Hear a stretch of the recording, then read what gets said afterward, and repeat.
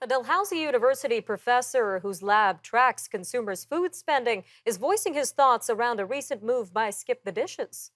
Dr. Sylvain Charlebois says he suspects the company's decision to lay off hundreds of workers in Winnipeg is because people are bringing food home themselves. He says food delivery apps were incredibly popular when people were stuck at home due to COVID-19. But now he says they can go out and prices are rising with inflation, so people don't want to pay delivery fees. Dr. Charlebois notes a lot of restaurants went out of business during COVID-19, so fewer businesses need delivery services. The company says the cuts come after its parent company conducted a workforce review and decided to make changes for sustainable growth. Well, joining us now to discuss the situation and rising food prices is Dr. Sylvain Charlebois himself. Doctor, welcome back to Forum Daily. My pleasure. So let's start with this, Doctor. What is the situation behind the layoffs at Skip the Dishes? Well, first of all, I think you're looking at a company that needed restructuring. So it's quite normal after a couple of acquisitions that a company will recalibrate its workforce. So I think it was expected, but I think at a macro level, you are seeing a different market compared to just a couple of years ago. People aren't necessarily using these apps as often. They will actually go out and get their food themselves. They want to treat themselves. They want to deal with restaurants, but they see those fees, and of course, with food inflation being at more than 10%, people are being very careful with how they spend their money on food. And the other issue, of course, are many chains now have their own apps and are encouraging people to use their own apps instead of going through a portal like Skip the Dishes that would actually offer several options. So how do you see food delivery apps sort of reacting or adapting to this sort of shift from the pandemic?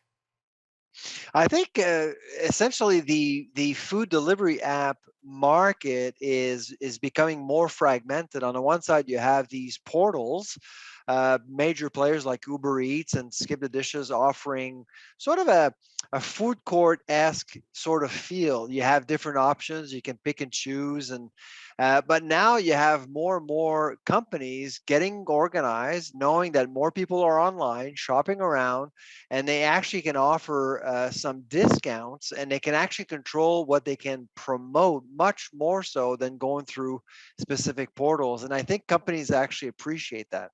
And what do we know so far about restaurants themselves? How have they been faring amid these higher food prices and inflation?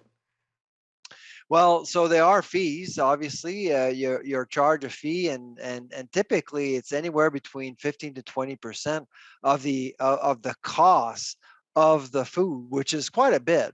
Now, of course, restaurant operators have access to a new market for them, but with again with food inflation, they're trying to make sure that their prices remain attractive, but with higher costs at some point something's got to give. So restaurant operators are trying to find new ways, and there are fewer players on the market. We Canada has actually lost probably at least 15 to 20,000 restaurants in the last, I'd say, 12 to 24 months. So quite a few players are now out, and so it's less revenues for companies like Skip the Dishes.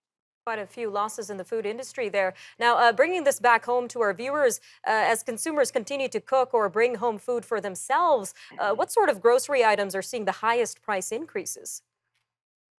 Well, these days, dairy is number one right now. You're seeing there was an increase at farm gate of 2.5% just on September 1st. We're feeling it as consumers. They were highs this summer. We're going to continue to see dairy products go up. Bakery is another one category we're watching very closely. Prices have gone up. The center of the store as well. The Canadian dollar is weakening, so whatever we actually import, it's getting more expensive, unfortunately. Although energy costs are down, fuel costs are down, and that's helping.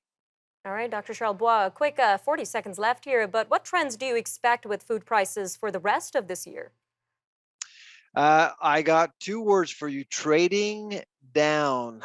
Basically, a lot of consumers will be looking for different brands. Even they'll be looking for different locations. A lot of consumers are looking for discount banners, discount stores, and even dollar stores. Sales are up 22% since July for food sales at dollar stores. So you can see that really consumers are becoming way more frugal. All right, Dr. Charlebois, always great having you on Forum Daily. Thank you again for your time today.